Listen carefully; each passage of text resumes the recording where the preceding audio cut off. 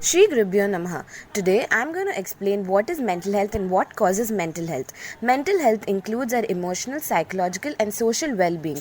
It affects how we think, feel and act. It also helps determine how we handle stress, relate to others and make choices.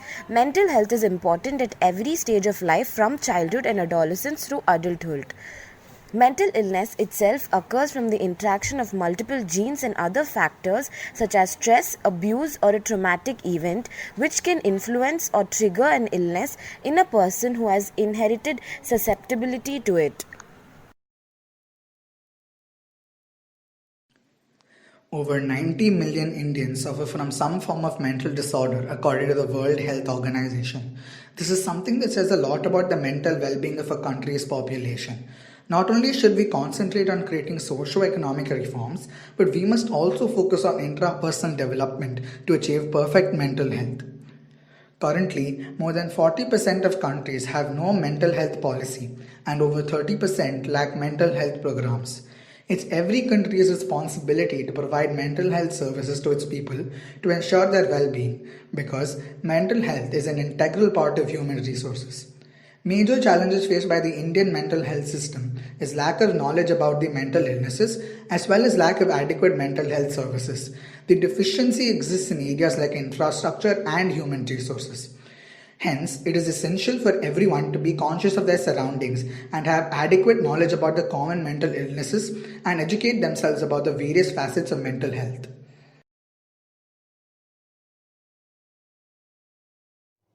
When a baby is born into this world, there are tons of prophecies and predictions made about its life. As the child grows up, he faces so much stress and pressure because of the expectations the world has set for him.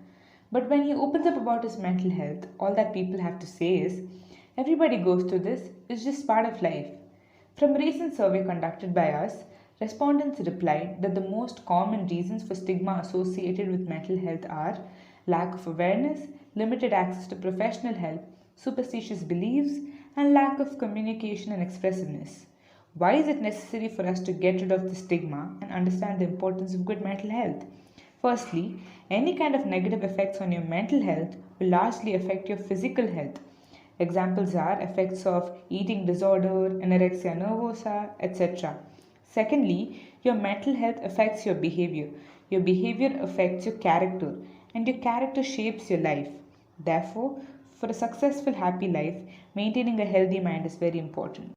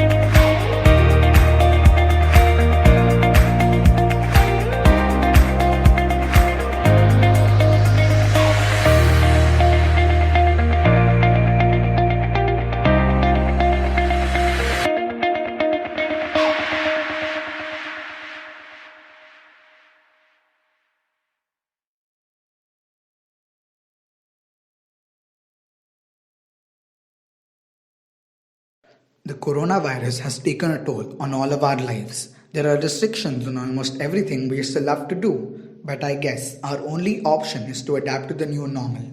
One thing that the virus has negatively impacted is mental health. Mental health has taken a turn for the worse due to the coronavirus. People are anxious and are constantly worried about catching the virus.